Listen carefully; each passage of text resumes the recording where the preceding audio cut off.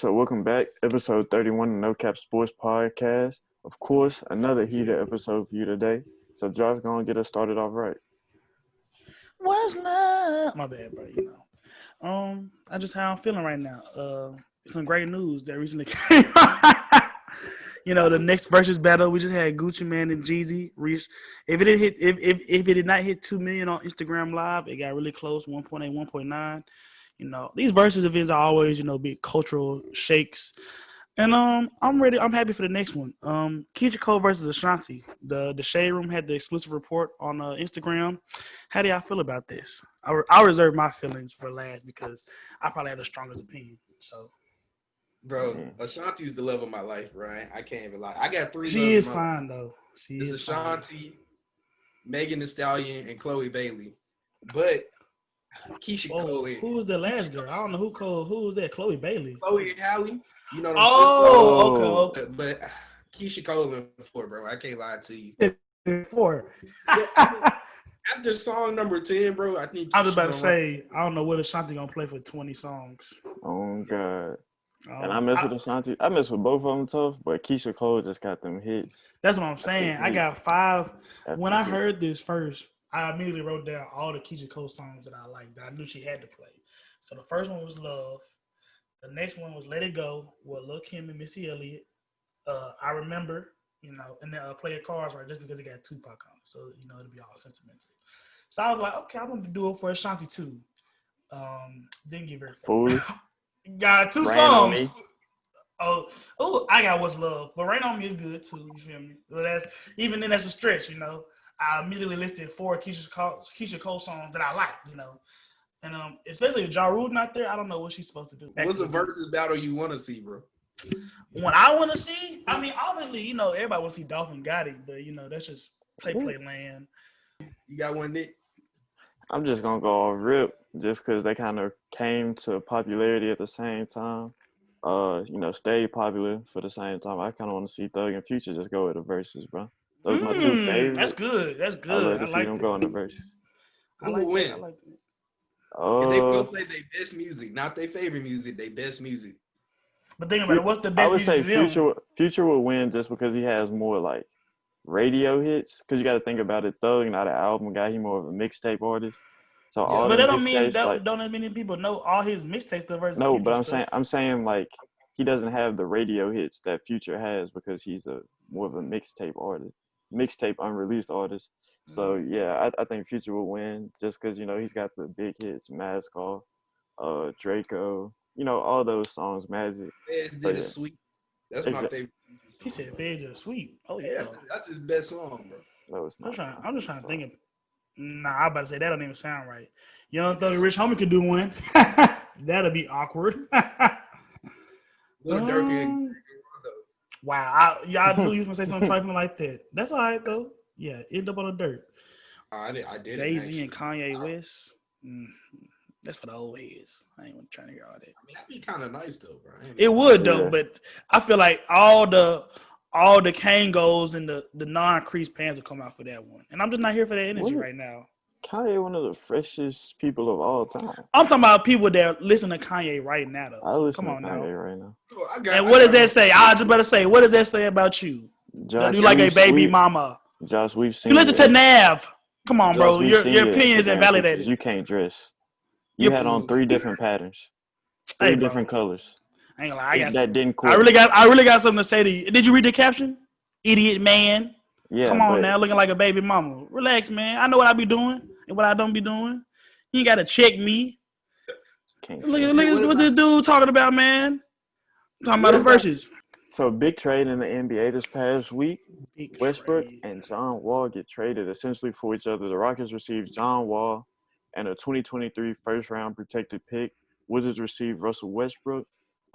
Ever since for a while, Westbrook has been asking for a trade, saying that he wanted a chance to be a true floor general and a primary ball handler again, a similar role that he had in OKC before coming to Houston. And Westbrook and Wall have similar remaining deals. They both had signed supermax extensions. Both of them have around 3 years, around $132 million remaining on their deals. So starting out with the Wizards, how do you guys see Westbrook fitting in with the Wizards? First, I think fitting in for Russell Westbrook is never the right word. He never seems to be somebody that's completely content on being a complimentary piece. He, especially now that he first got to average a triple double since Oscar. But even as a young guy, him, Serge Ibaka, and Kevin Durant on the same team, he's always been desired to have that ball dominant role. They switched out one prototype athletic point guard for another one. He's reunited with Scott Brooks. He needs to go somewhere like Detroit, where nobody's in his way. Nobody's able. He's He's gonna be able to do exactly what he wants to do because he's a black hole on offense. He's not. He's gonna pad. Stat pad with assists, but he's not really gonna. He's not like a John Wall where his first thought is to pass or to get teammates open. I think that I wouldn't even say John Wall's first thought is to pass to get teammates open. John Wall is still a scoring point guard at the end of the day too. I mean. I don't know. I think he is. But even if you want to say it like that, I think John Wall's a better passer than Russell Westbrook. Well, yeah, true.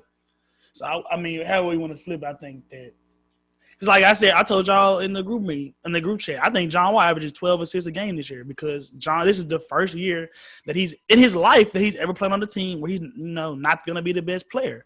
High school, he didn't go to a dominant prep school, Kentucky. He was the number one recruit. He had DeMarcus Cousins and, a host of other NBA guys. Then you get drafted to the Wizards, the number one pick, so you're obviously not going to be in a position to play with any talented players, anytime soon. Exactly. I think this bringing in Westbrook is bad news for Bradley Beal. You look at their usage percentages, they have exactly the same usage percentage at 34.4 usage rate. And so I think bringing in Russ West, another ball dominant, he's really a ball dominant guy. Like you said, a black hole on offense.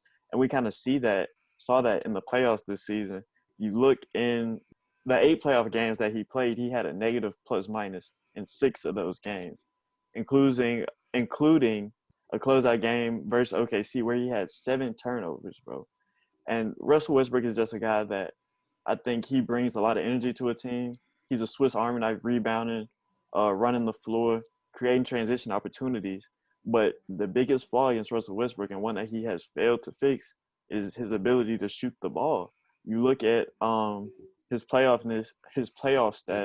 He has average 17.9 points in the playoffs, 3.8 turnovers, 42% from the field, 24% from 3. And if that's your starting point guard, it's just going to be hard to overcome a lot of talented teams that there are in the East now. So, Vance, what do you think about this trade? I mean, I like it somewhat, but I just don't see – I don't even see the Wizards making the playoffs still. It's just that roster's too sorry, bro. So, I mean, then again, that's going to work out in Westbrook's favor and Bradley Beal because they both can still just get up all the shots they want. But Brad Beal, he's really efficient on offense. So, Russ is going to want to run because he can't – like y'all said, he can't shoot.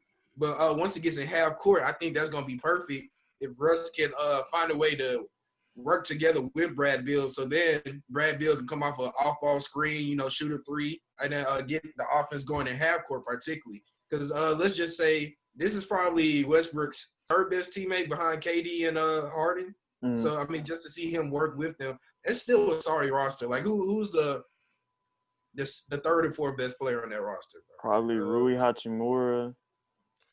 Davis Bertans, certified sniper this past season. It might work though. If you got Bertans, the cupboard is dry, man. I feel you. The cupboard is dry, brother. Bro. I mean, if them two are on the wing sniping, Brad Beal and Bertans, you have Rush driving, facilitating. It just depends on what rush you get. If you get selfish rush, then it's gonna be a long season. Yeah, then they might make the playoffs. They're not going to win anything, but they might make the playoffs.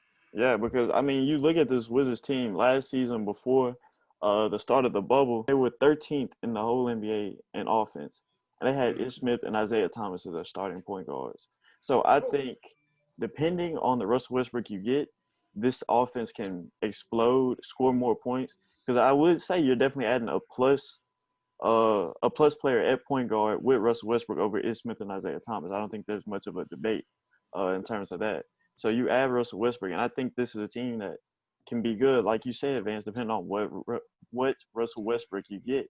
If you get regular season Russell Westbrook, a guy who was a third-team All-NBA selection last year, averaging 27 points, shooting 47% from the field, still 25% from 3. If that's the Russell Westbrook you get in the regular season, this could be a team that could sneak into that 8th seed spot. But He was 13. yeah, he was 13 All NBA last year, bro. But if you get the selfish Russell Westbrook, like you said, the selfish, ineffective Russell Westbrook, this is a team that's going to fall apart, not win a lot of games. And you also got to remember, Bradley Beal is a free agent in 2022. So acquiring Westbrook is a move Washington made to show Bradley Beal that, hey, we're serious. We want to win. We're going to get you another star, another healthy star. But if it all blows up, guess what Brad Beal is going to do? Oh, he out of there. Exactly. They gonna get a third star. But we have a Woj bomb, you feel me? James Harden's back in my city. I had to call my boy. He was down there partying with baby, giving a little baby gifts for 7 days in a row, whatnot. But yeah, Woj tweeted 8 minutes ago. He's arrived in Houston, tested. He got tested at the Toyota Center, so he's COVID free. I had to get my man back out to Houston. So it's all good. I got the situation handled and taken care of.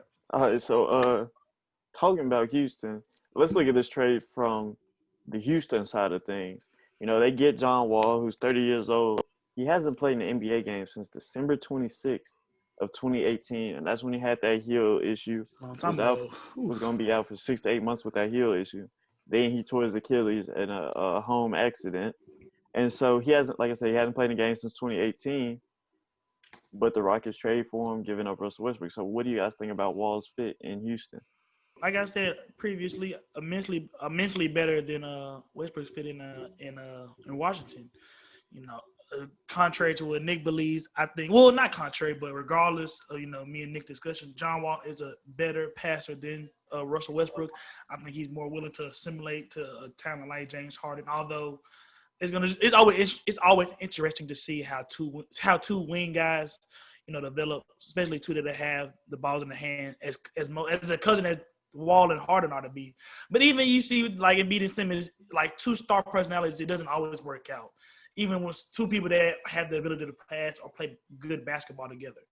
But for Mike D'Antoni, James Harden effectively functioned as the point guard for these past couple of seasons. So, looking at it, pen to paper, you can't have two starting point guards. So obviously James Harden will move the shooting guard, but it's an intricate difference, and it's gonna be a learning curve for him moving back to the two guard and to implement John Wall in the offense. Talking about a learning curve, James Harden has expressed a desire to move back to more of an off-ball role anyway. So I don't think that's going to be a problem for James Harden in terms of moving to an off-ball role, especially in a half-court offense, because we know once the ball gets in the half court, it's going to be James Harden with the ball in his hands no matter what, no matter who's the point guard.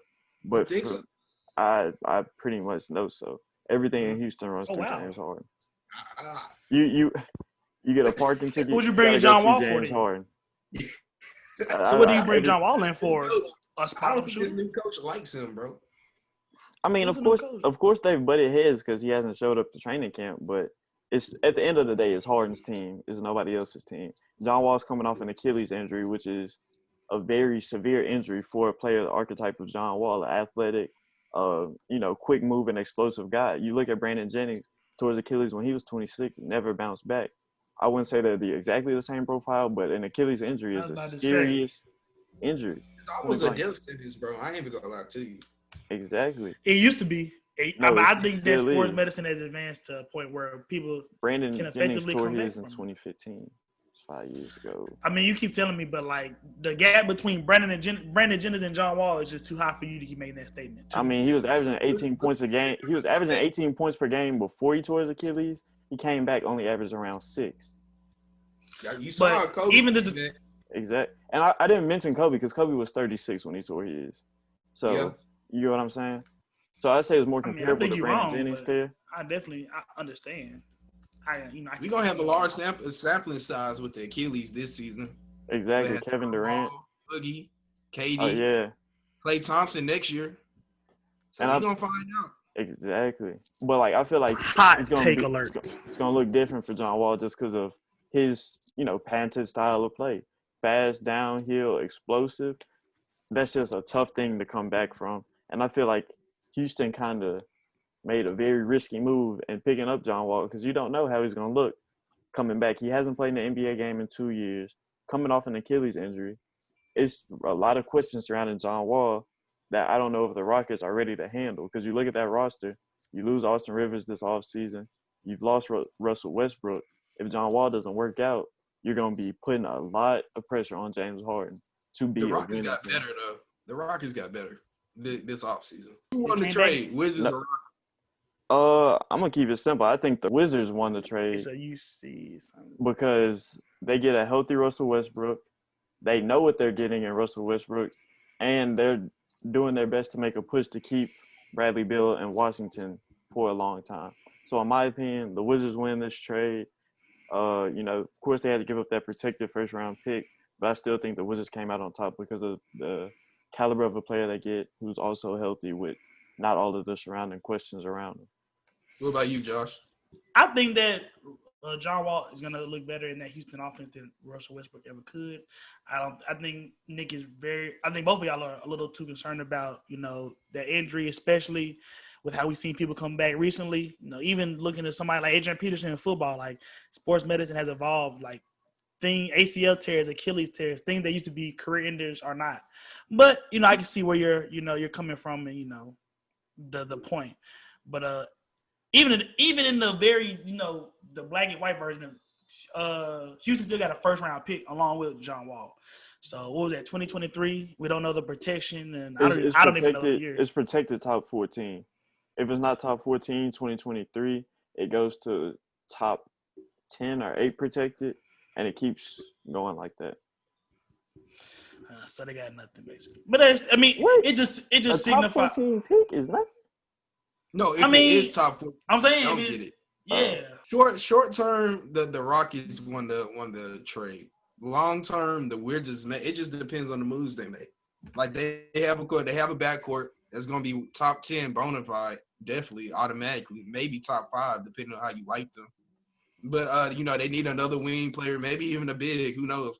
But short term, the Rockets won, bro. Like that starting 5 is one of the best in the league with Robert Wood and adding Boogie Cousins. If they keep Harden, and you never know with a short season, like a quick turnaround like that, you're gonna have anything can happen. Injuries are a part of the game, bro. You I hate to say, like, I'm a knock on wood, but like the Lakers just played 2 months ago. Yeah. Now you got to go play another 60, 70 games on top of the playoffs, bro.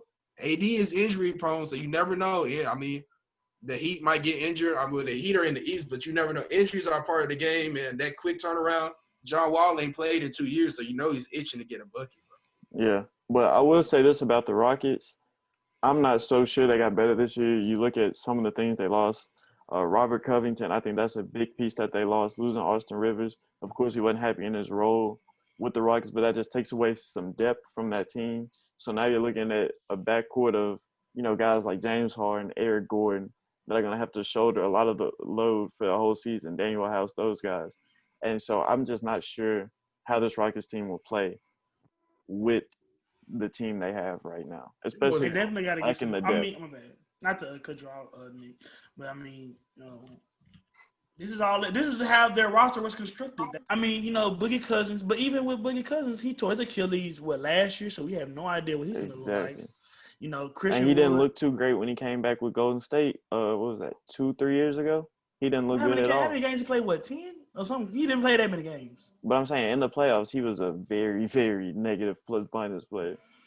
Okay, well that's some series. It's 4-8 games versus a whole year, so I think he'll look a little different. But even they have they got Tyson Chandler. Is he still there? I mean, he just looked to be a cheerleader. Last year when he was in the bubble. They got DeMarcus Cousins. They got Christian Wood.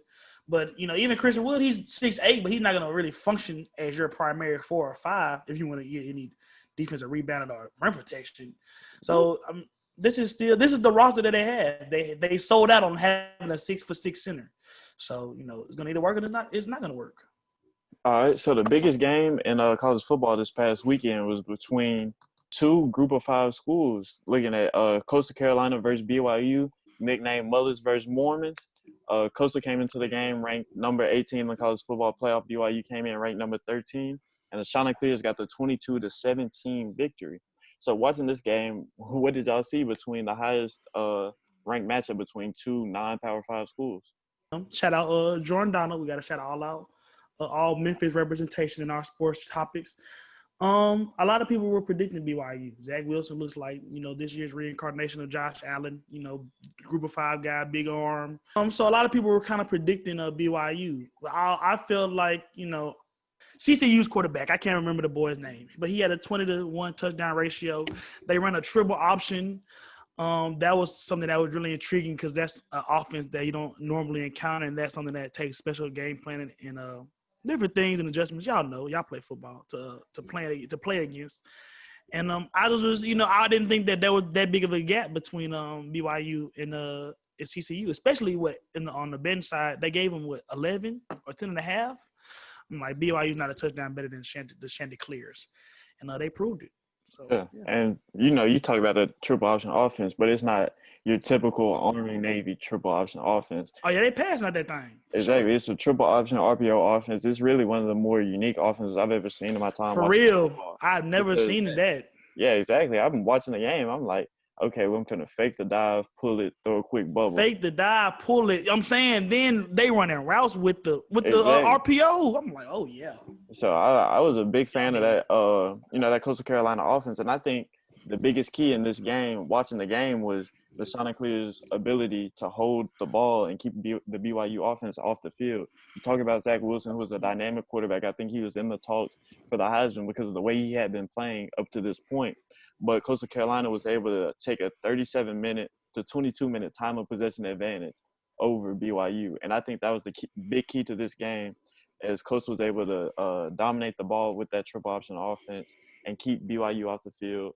A team that had been outscoring opponents by 33-plus points on average. So I think that was the big key in that game. And, of course, that Chanticleer defense did what they had to do and limited that BYU offense to 17 points. So what did you think, Vance? All right, so I think I say this for everybody when I say Coastal Carolina is America's team right now. Like the swagger they play with, bro, it's a different type of swagger. So just watch it. Like I watched them 2 weeks ago. They played Appalachian State, I believe. They won that game by a touchdown. No, they got a pick 6 at the end of the game. But it's just I love the way they feel, look. I love their uniforms. I love the way they play. Defense is the offense is. It's just like it's one of those teams. If I'm a recruit, I might want to take a visit down there to Coastal Carolina. Go down there on the beach early in August, go to a game. I mean, I just love the way Coastal Carolina look. Exactly. I mean, Coastal Carolina is becoming I wouldn't say a hot spot, but they just got a commit from a 5-star corner, I want to say a couple of months ago. And exactly. And so, like, Coastal Carolina, I think, is a team that's for real. And, this past week, they raised 3 spots to number 11 in the AP poll. I think this is a team that we could be seeing in a New Year's Day Bowl. And I think it's a team that could be competitive with a Power 5 team just because of the way they can dominate the ball. So what do you guys think? I mean, hey, that division, that conference is no slouch. You got Appalachian State. You got Troy, who's good every other year. You got UL. They're actually ranked this year, I'm pretty sure. I think Levi Wallace is doing his thing down there. Yeah, they played them in a conference championship game. That's a nice little conference. And then on top of that, if you can go undefeated, you definitely have a chance to play in that New Year's Six Bowl. Exactly. And undefeated against a very talented BYU team. No, most definitely. I think Vance really hit it on the head. They just got that swag. Obviously, we see them commit a misdemeanor against Zach Wilson, trying to block him on an interception. But people like that, all the stuff that, 2020 has brought us and the way football has evolved into, touch man. People still want to see, somebody get thrown around, somebody, it's a little extracurricular and bench is clear, but it's part of the, the atmosphere, something that people, obviously that wasn't the best thing to be out there with COVID going on, but we're going to, Euro step around that. But yeah, that's part of football and people love to see that. I love to see it. I know y'all love to see it because y'all brought it up and we brought it up. And I just think that, like Van said, that's an American team. They got that swag. I think they have all the pieces of a Cinderella. Yeah, I have no choice but to agree with you. And I just want to add to that Cinderella formula. They got a defense to back up everything. You know what I'm saying? You look at that defense wins football game. Exactly. You look at that front seven. They finished the night against BYU with a sack, 5 tackles for loss, 5 QB hurries. They were in Zach Wilson's face all game, getting consistent pressure on him. And then on the back end, guys like DeJordan Strong posted a picture after the game, Heisman killer, point blank. Holmes County. Yeah, exactly. Shout out them SIP boys. Talking about Zach Wilson and that BYU team, like the Jordan Strong said, Heisman killers, because Zach Wilson was on a lot of people's, Heisman sleeper list for what he was doing at BYU. So now we're going to get into our Heisman picks of the year. And I'm going to start it out with a guy that deserves to be in the Heisman race. Like, I feel like, over the past years, the Heisman has become a best quarterback in the in college football trophy. And I think it's time to get the Heisman back to his roots, give it to a running back. And so who I'm going to give it to? I'm going to give it to Jared Patterson, running back from Buffalo, a team that's currently 4-0. Hold on, bro. The Bills are in the NFL, bro. The Bills are not college football. Buffalo, like the same school Khalil Mack went to, so don't even play on them like that. Both Wild Wings do be booming. They got the Bills on Thursday, bro. And so, like I said, I'm going to give it to running back Jared Patterson from Buffalo. He's got 4 games under his belt, 107 rushing attempts, 920 yards for 8.6 yards per carry and 16 touchdowns in 4 games. And so, 16 touchdowns, 4 games, y'all like, yeah, that's 4 touchdowns a game, whatever.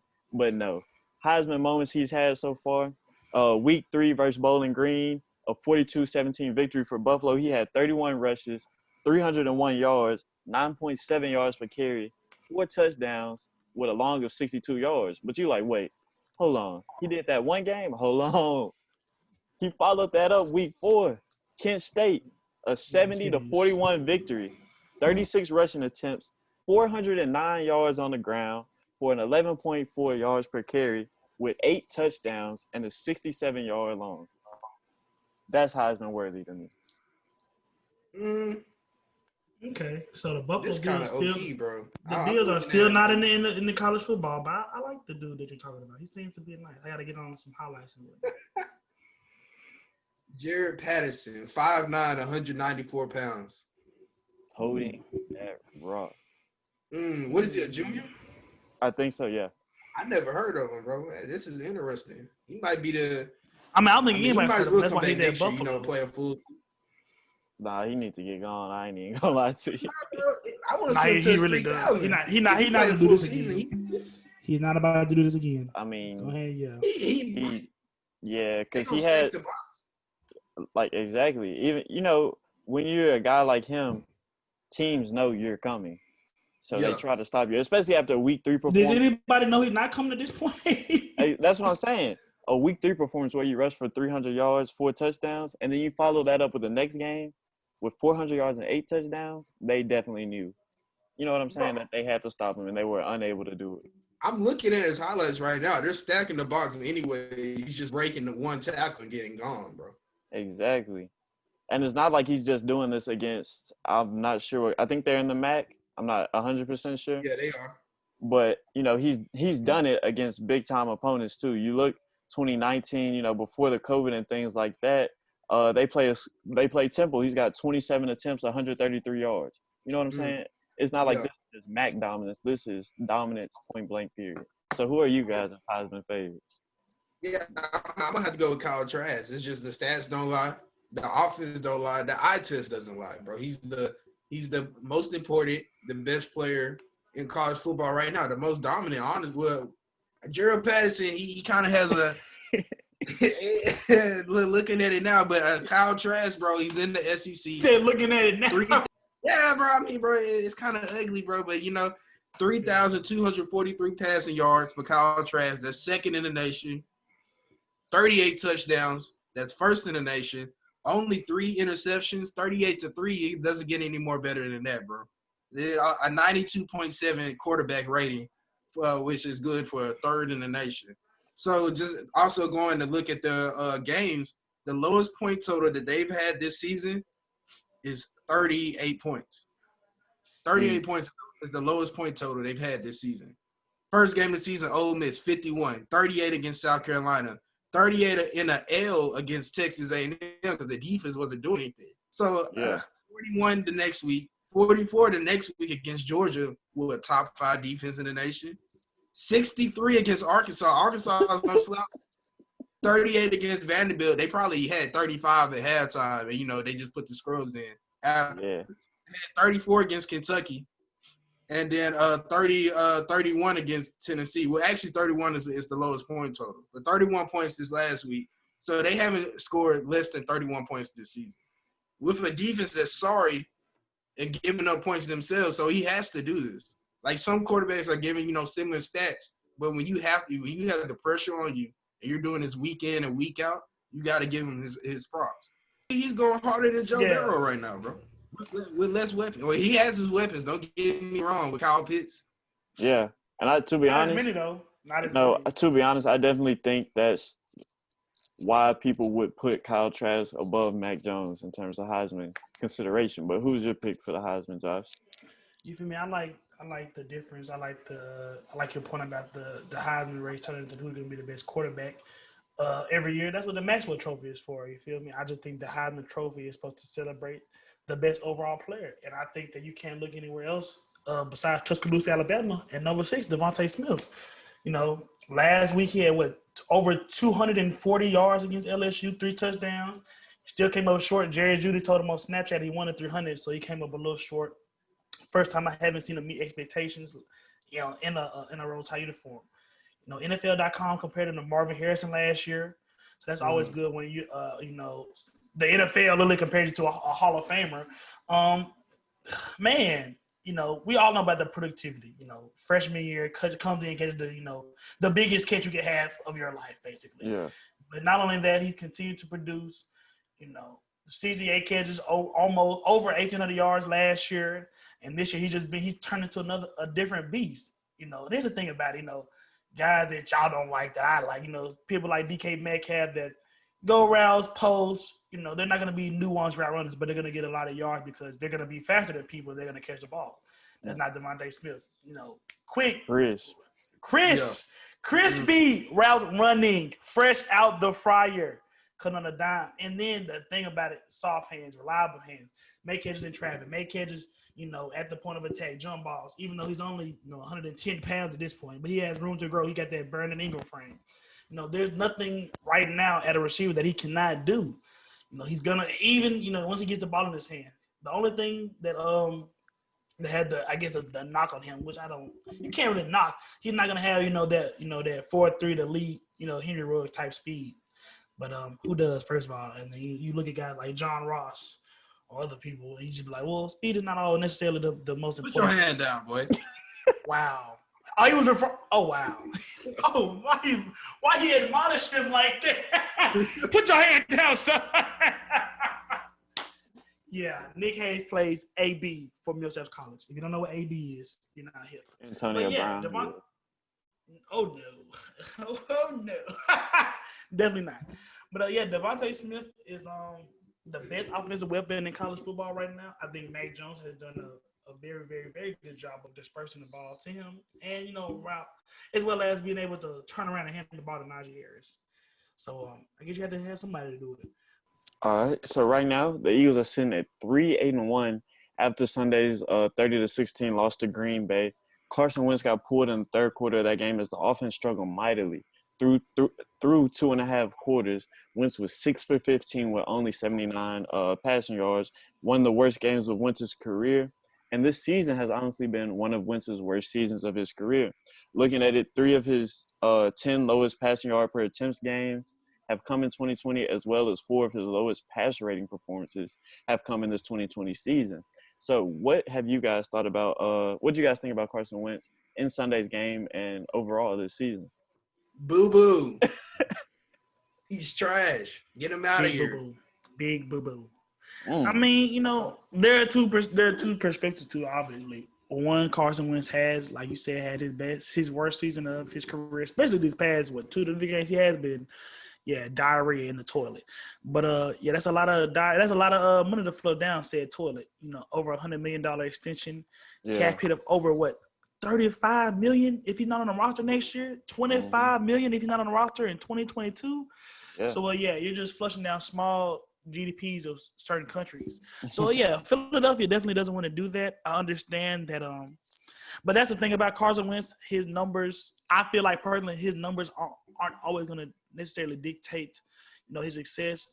Certain QBs are like that, but it's gotten too bad, and he hasn't been able to. The eye test hasn't been able to justify. These numbers don't look like this.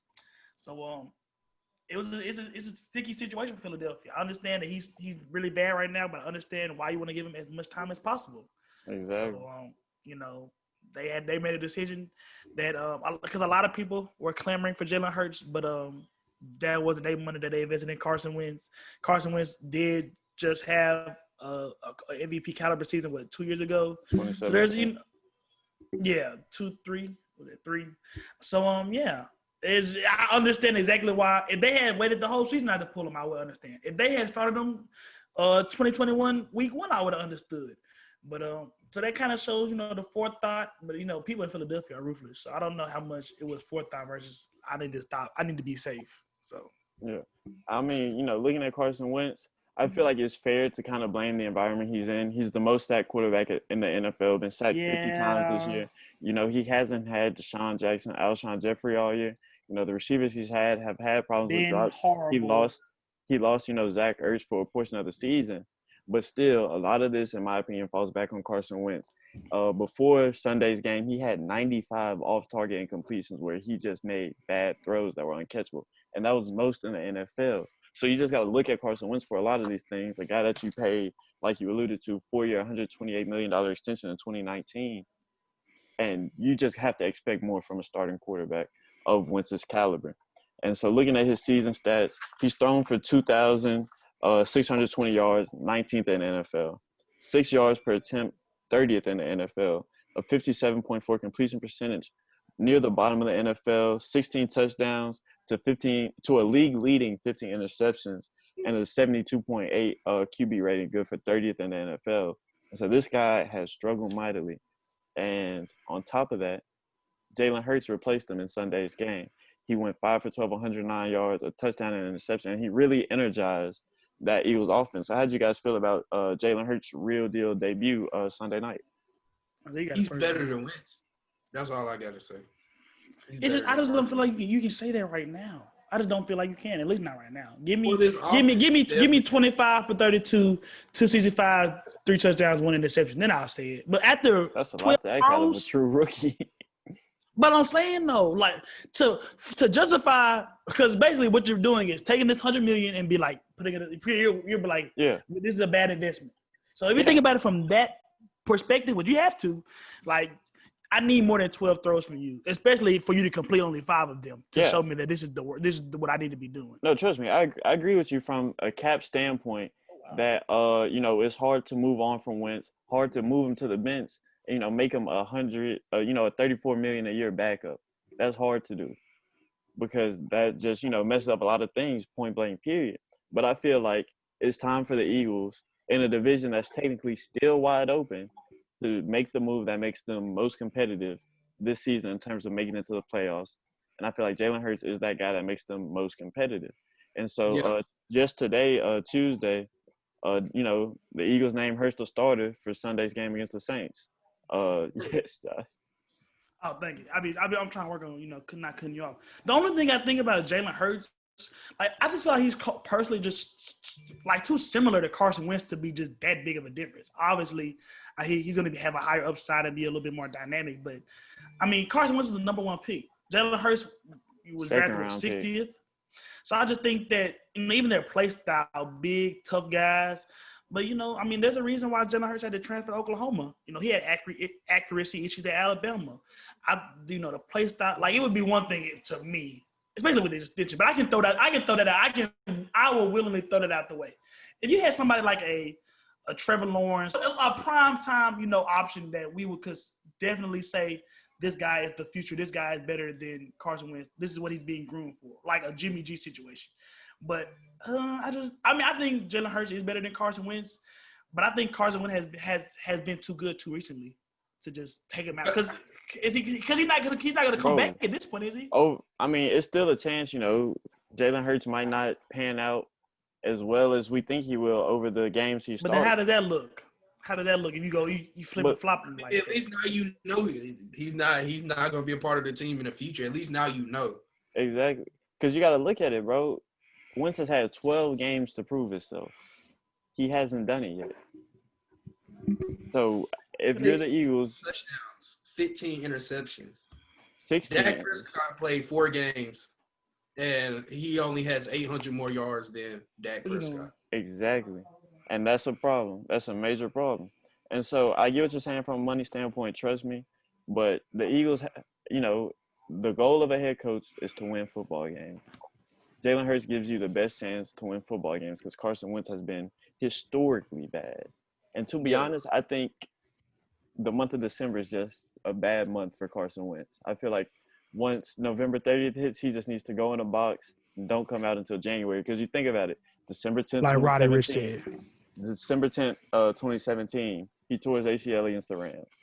December 9th, 2018, he broke his back. Missed the rest of that season. And now December 8th of 2020, he gets benched in favor of Jalen Hurts. So Carson Wentz. Gets his job took. We're sorry, but. You think he knows how to read a defense, bro? I think he has a lot of problems. I think he has a lot of mechanical problems too, because like I said, he leads the league in off-target throws. So I think he has some mechanical issues. I think he knows how to. I think he knows all the plays, but I don't think he knows how to you did not attribute that to a defense. I don't think he knows how to read the defense, bro. I'm not gonna lie. I kind of think he's kind of getting into that David Carr mode. He's shell shocked. You get sacked 50 times in a year. You're always David Carr. You're always, in the top of the league in terms of sack numbers. I think he's starting to get a little antsy in the pocket, trying to rush throws, do things like that. That's forcing him to be off target, forcing him to misread the defense as he's trying to get the ball out faster. So I really think that's kind of what happened to Carson Wentz. I think he just got shell shocked. But that's why you need to put Jalen. That's why you need to put Jalen Hurts in the game, though. Jalen Hurts is a little bit faster, to get away from them DNs that's running 4.5s, 4.6s. So he can stay in the pocket, but he can scramble outside the pocket. Find open receivers. Like Carson Wentz is trying to do that, but he's too slow. Yeah, and you think about it, Jalen Hurts' first drive, 4th and 18, he throws that beautiful ball to, I want to say it was Jalen Rager, in the end zone after rolling to the right. Jalen Hurts is a better fit for the Philadelphia Eagles than Carson Wentz currently with that poo O-line that they have. Exactly. Now, O-line help, like Jason Peters, wash. Yeah. Kelsey is the only part, the center. Lane Johnson is not there no more? He's been on and off IR. Brandon Brooks tore his Achilles before That's this the only year. thing. They have so many injuries. I mean, Philadelphia's front office had definitely not made him, had not helped him any sort of way. But that's the only team in the NFL I think invested too much in the big uglies. Lane Johnson, Brandon Brooks, Jason Kelsey. They have a dominant offensive line. I think, Jay Ajayi, Miles Sanders, Jordan Howard are thankful for it. But, that leaves Carson Wentz no viable downfield options. I mean, he had options, but they're also injured. Deshaun Jackson, I want to say he got injured game 1. Jalen Rager's there, but he's had issues with drops, and plus he's a rookie. Alshon Jeffrey isn't really who Alshon Jeffrey used to be, but JJ Arcega. I mean, I just feel like I said what I said. You just explaining why I said it. I mean, I definitely understand that. I mean, they brought talent in, but the talent either hasn't panned out or they've been caught with injuries too. I mean, even Zach Ertz. That O-line is trash, and Carson Wentz doesn't make him better. I think their thing is injuries. I don't know what the problem is with their training staff, but they seem to be getting injured a lot. All of them. So just like the Cowboys, bro, they're the exact same team. They're the opposite of the Phoenix Suns training staff. Whatever, because this is not a 1 or 2 season thing. This has been happening for a multitude of seasons. People get to go to Philadelphia. Carson Wentz since 2018 has consistently struggled to stay healthy. Because I don't even remember him being this injury prone at North Dakota State. You don't remember him at all at North Dakota State? Why are you lying? Bro, he was the first. What are you talking? He was the first pick. You didn't watch a single North Dakota State game with. Okay, I know he wasn't injured. He's too busy playing D1 football. Exactly. I know he wasn't injured at North Dakota State. He was the reason he was the number 1 pick. So, I mean, he was out there, so that means something. Only 3 games over 80 QBR, bro. Out of 12, that's pretty sad. I mean, even if you don't have help, only 3 out of 12. But that's a lot of injuries that your best lineman done for the season. Lane Johnson on and off IR. JJ Arcadia Whiteside. Did he get hurt again? Deshaun Jackson. That's a lot of people that's getting hurt. Listen. Think about it. Last season, very similar situation. Lose Deshaun Jackson and Alshon Jeffrey for the season. Eagles finished 8-8, mainly because of Carson Wentz and sneak into the playoffs, beat the Cowboys in week 16, 17 to make it to the playoffs. You just have to look at Carson Wentz this year. He's done it before. He's made it happen. Of course, they were 8-8 and in the playoffs last year, sure. But Carson Wentz went through that whole season. Towards the end of the season, his leading receiver was Greg Ward, and he was able to get the job done. This season, he simply isn't able to get the job done. Bottom in the league in almost every meaningful passing statistic, and it's just time to try something new in Philadelphia and see if you can get a spark for that offense. It's another big storyline from this week in the NFL. Steelers take their first loss on Monday night to the Washington football team, 23-17. So, just watching this game, what did you guys see from the Steelers? I mean, the defense did fine. They did their thing, bro. The D-line's going to dominate like how they dominate the secondary is going to be physical. The linebacker is going to be physical, sideline to sideline. Defense did their thing. The problem I saw was on offense was with the receivers. They didn't drop in pass after pass after pass, bro. Yeah. Especially Eric Ebron, he had 4 drop passes, all in critical positions, all in the second half, actually. And then that 4th and 1 that they had with Ben Roethlisberger threw the fade ball to the third-string running back who couldn't adjust to the ball. It was just a lot of sloppy play offensively. But why are you going empty on 4th down? Like, what's up with that? I've seen that's not the first. I mean, that's that over Ben Roethlisberger's career. That's been one of his most successful formations in terms of picking up 4th downs. You go spread. But he should have caught the ball. But why are you putting yourself in a position where you don't have any running threat? Because that's the problem with the Steelers. They only rushed for 21 yards on the day. They couldn't get a rushing attack going. 21 yards on the day on 14 rushing attempts. Their rushing offense is bottom 10 in the NFL. That's why they didn't go in the typical running formation on 4th and 1. That's what they've been doing all season too, bro. Exactly. So don't go away from what's been working. And then just one. It's 4th and 1. Kick the field goal, bro. It's 4 minutes left in the game, bro. I didn't feel like they were capable. Not that they weren't capable. I just didn't feel like they were gonna go undefeated this whole season. They were definitely capable. It's football. The football team caught them lacking. Alex Smith, comeback player of the year. But I would hesitate to not even call them a bad team. I think they're a bad team with a lot of good parts. Who? But the football team.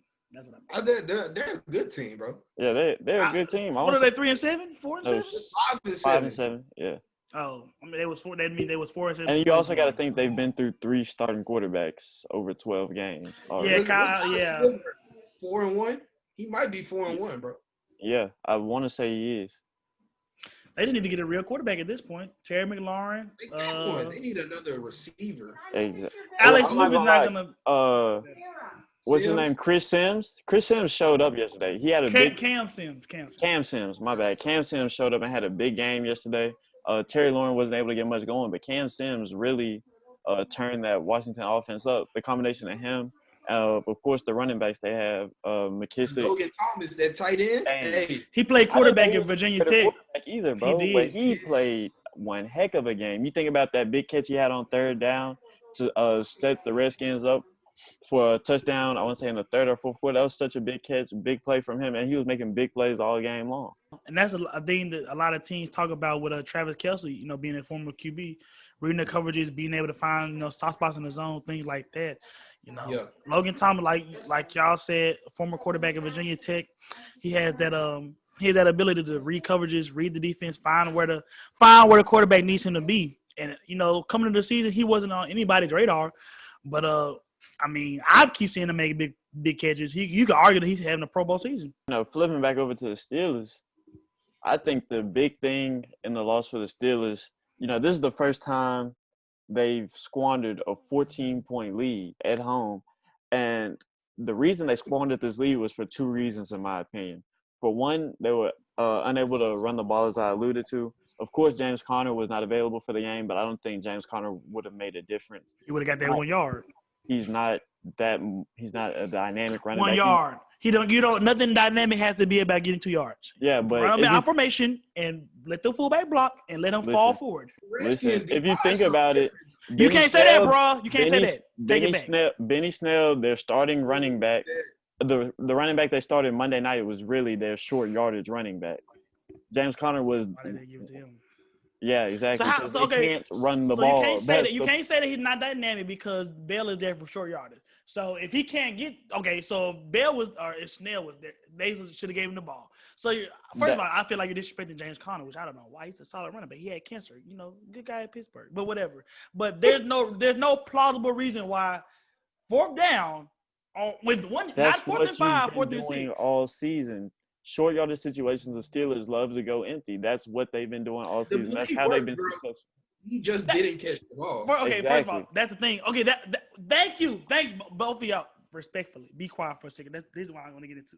Going into a formation like that, or like a empty, you leave yourself no ability to run the ball whatsoever.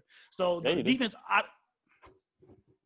how do you run the ball out of empty? When you come out of empty, okay, first of all, if you don't motion them back into the backfield, how do you run out of empty? Well, yeah, that's always an option. And then some teams have done it. I don't know if Ben Roethlisberger has done it, but if the box is favorable, a lot of quarterbacks will sneak up and go into under center formation and just QB sneak from there if the defense stretches too wide, on 4th and inches, 4th and short situations. Okay. But like I was saying, this is what the Steelers have been doing all year, really all of Big Ben's career, because throughout Big Ben's career, he completes most of his passes in that empty formation. It's one of his favorite formations to throw out of and get quick, easy completions out of.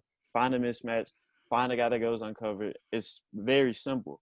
But you can say that one play was a problem, but the Steelers' passing offense has been a problem all year because they're unable to stretch the ball downfield.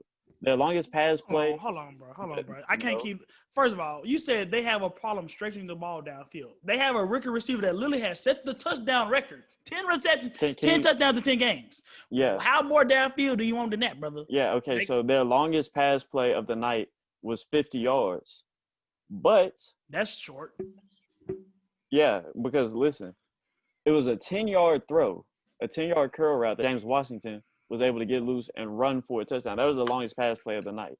And if you look at the stats, Ben Roethlisberger throws 0 to 9 yards, completing 74% of his passes, 9 touchdowns, 1 interception, 100.3 rating.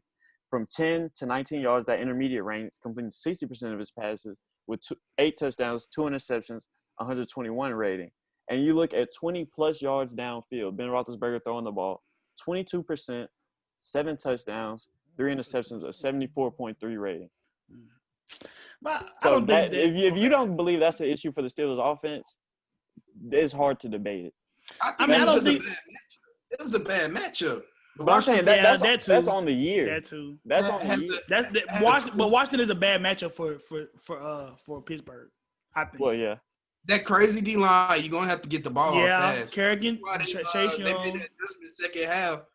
Told the corners to press the receivers. Because they got one of the Fuller guys, so they automatically got a corner that can cover something. But I mean, the Steelers' game plan all year has been quick passing, let receivers get loose, and things like that. And I feel like this is actually a good matchup for the Steelers coming into the game because you know you're going to get heavy pressure. You know you're going to get a lot of man coverage, a lot of soft zone coverage. So I would thought that they would be able to, get those quick passes off, move the ball. And, contrary to popular belief, Josh, you had faith in the Steelers offense, making an 80-yard drive to win the game. Guess what they were able to do Monday night? No, they weren't. Yeah. But I definitely think that if they had put themselves in the right position, because I understand what you're saying. I truly do, because following trends, following the stats, the statistics, the analytics, a great breakdown of, because I didn't even realize how bad Roethlisberger has been downfield.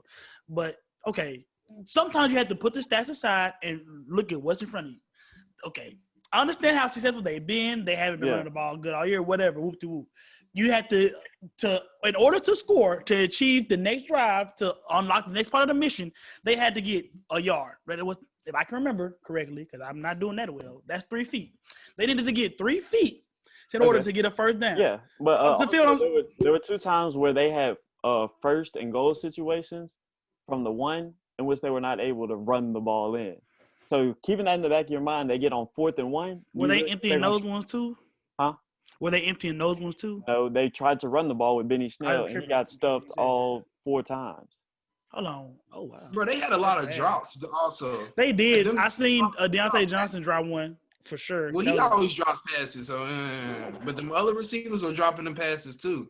Like, I know it's cold, but you gonna play in Pittsburgh, you gonna have to make it work, my guy. Over his career, Ben has been a plus thrower downfield. But Big Ben, that's been his game, taking the top off the defense. You think of guys he's had in Pittsburgh, the Emmanuel Sanders, the ABs, those kind of guys that he's been able to take the top off with. But this year, we've seen an obvious regression in Big Ben and passing the ball down the field, which is why they revamped that offense into more of a quick throw, quick screen offense that has worked for them up to this point. So let me ask you something. Do you think he can't do it no more, or do you think they just changed it because that's what was beneficial for the offense? I think it's a combination of – what were you saying, Vance? It's safe, bro. It's safe to do and it works. Exactly. So, but do you think he can't do it anymore? I don't think on a consistent basis. I mean, you look at the numbers. I mean, I don't think it. I mean, not to cut y'all off, but I understand what you're because I really didn't know. So, like, how many attempts is that? How many 20+ yard air attempts does he have?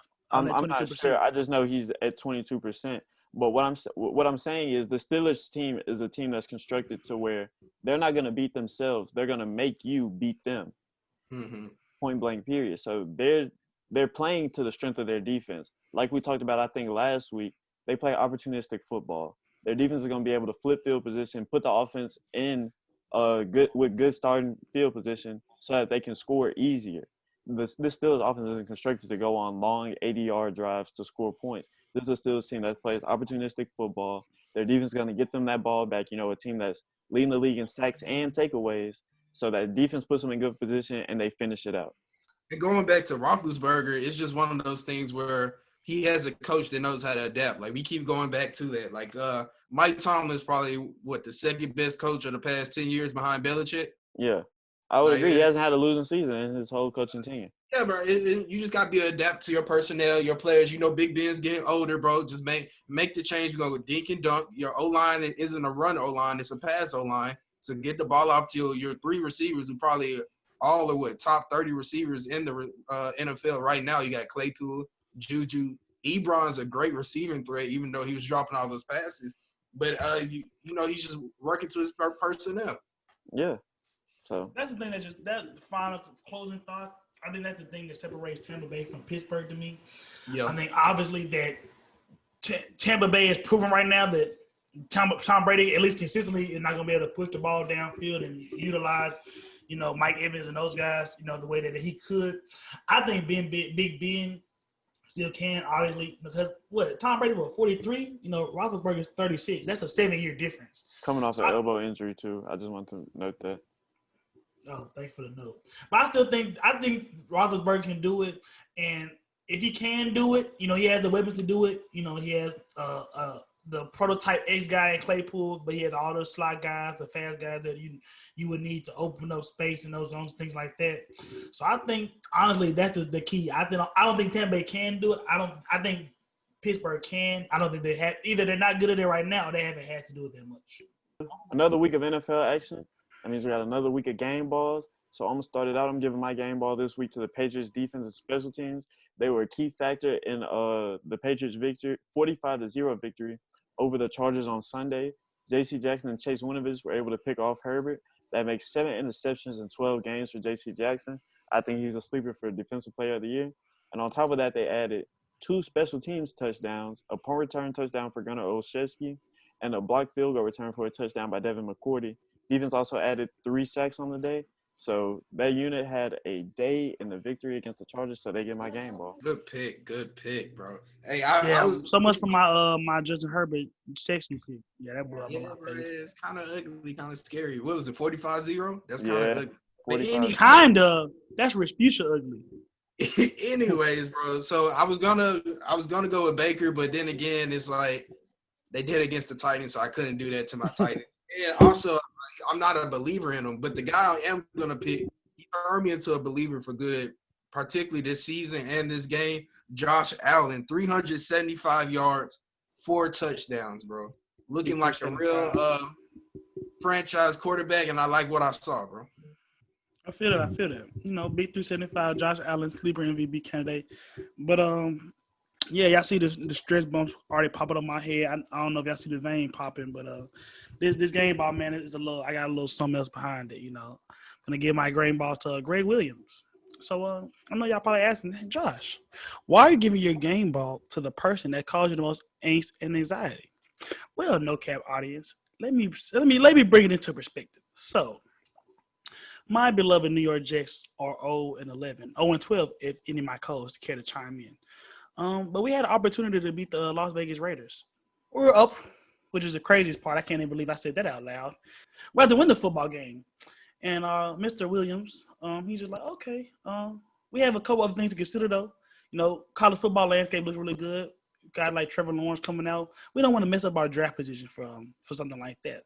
So if anybody plays Madden on here, or anybody listens to this plays Madden, you know what the play called Engage 8 is. I'm sure where you send 8 pass rushers and you leave 3 people in deep coverages. And there's times to call it, when you're trying to make somebody mad, or when you're playing around, or when you hit the wrong button. But that's not the play you call when your season's on the line. But hey, there's a reason and a will for everything that he does. So shout out to you, Greg Williams. Yeah, it's never a good idea to leave a guy that runs a 4.3 40 one-on-one with a undrafted. But Lamar Jackson was guarding him, so what can we say? Listen, Lamar Jackson's fault. Yeah, it's Lamar Jackson's fault. Damn you, Lamar Jackson. Don't blame him for that. I mean, he wasn't in position to stop it, though. No, he wasn't, because once Trevor Henry Ruggs made that double move, he was out. His job was to be deep. He was not deep enough. So, hey, buddy. One game for 10 years, bro. You guys are a winner in my book. Yeah, bro. That's why I gave him the game ball, brother. All right, and so finna wrap this thing up with our weekly pick'ems.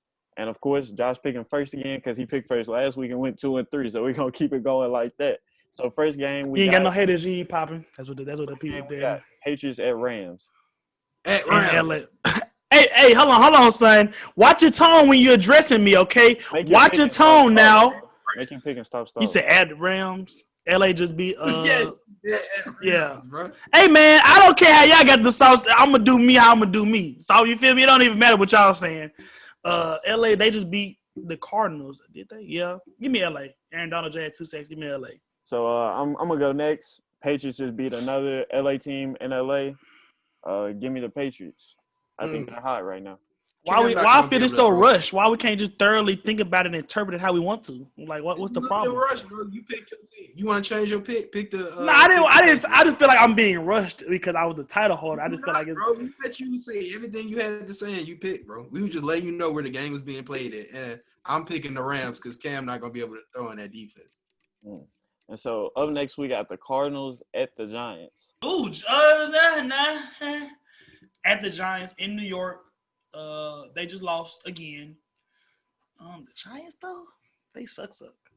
Seahawks. Seahawks suck right now. Don't talk to him. Let him pick. I'm tired of him stalling, bro. I just want him to pick. I'm not stalling when I'm trying to think about who's gonna win the game. How is that stalling? Are these not valid points? I'm gonna pick opposite of Josh no matter what, bro. Just because he gonna be wrong. I can feel it. Let me get I can't. They can't. The Cardinals can't lose to the Giants. They could though, bro. They falling off. They are though. This is a good one. Dang. Give me the Cardinals, man. They ain't gonna lose for 3-4 in a row. Give me the Cardinals. All right, give me the Giants, bro. Defense gonna smack little collar around. I'm gonna rock with the Cardinals. I think this is gonna be their bounce back game, especially going up against starting quarterback in Colt McCoy. Oh yeah, Colt McCoy, not even Daniel Jones. Oh no. I think.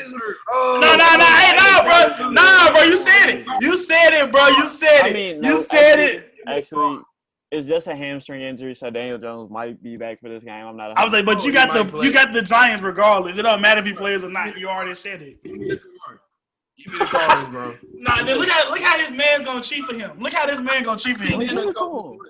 I can't depend on Colt McCoy, bro. No, you already said it. You already said it. So up next game we got Vikings at Buccaneers. Brady off of bye. I thought I was going first. How am I supposed to go first? You gonna talk over me? I'll make your pick. I felt like it. Because I felt like it. What was the game? You said Minnesota at Tampa Bay? Yeah. Who did Minnesota just beat? Man, I can't remember. They beat somebody. Sorry. The Panthers. They just beat the Panthers, bro. Yeah. Okay. Tampa Bay, did they have a bye or something like that? Yeah. Both of these teams are coming off of a bye. Give me Tampa at Tampa. How you feeling, Van? Give me the Buccaneers, bro. Coming off a bye, Brady's not gonna go outside. Yeah, for this one, I'm rocking with the Bucs. I feel like you copied swag. Dalvin Cook won't be able to get going like he will against that top-ranked Buccaneers run defense. So I'm gonna rock with the Bucs. Up next, we got Colts at Raiders. Don't give him no tidbits either, Nick. Colts at Raiders. See, I got to stall. Now I got to look and see who played. They just played y'all, didn't they? No, they just played the Browns. So who did the Colts just play? The Raiders just played us, obviously. Who did the Colts just play? The Colts played the Texans. Yeah, they beat the Texans. By like but Deshaun Watson went crazy on them. You said Colts. Give me the Colts. The Raiders. They played us too close to even be good. Give them the Raiders. Give me the Colts. I'll be different this game. Give me the Raiders, bro. This one, I think I'm gonna have to rock with the Colts. I really like that defense. Phillip Rivers is really catching the groove right now. Yes. I'm gonna rock with the Colts. 26, 29 at one point. Yeah, he was in there slinging it down. So next game we got Steelers at Bills. Man, that's a good game though. Steelers at Bills. 11-0. Ooh, that's probably the best game. It's got to be the best game of the slate. Ah, man. Yeah, so it's a lot of pressure to make a good pick and stop stalling. Brother, I'm not stalling. I had to whatever. Josh Allen did look like an MVP. Me and Vance, me and you just be ripping them off. Josh. Like, what do you just go in, bro? Like we sent the games in the group. So brother, that doesn't mean you still can't think about. I like to think about things before I say them. That's probably why I'm winning things like this. Y'all are just all right, make it a pick. Whatever team. I already said Buffalo. All right, for sure.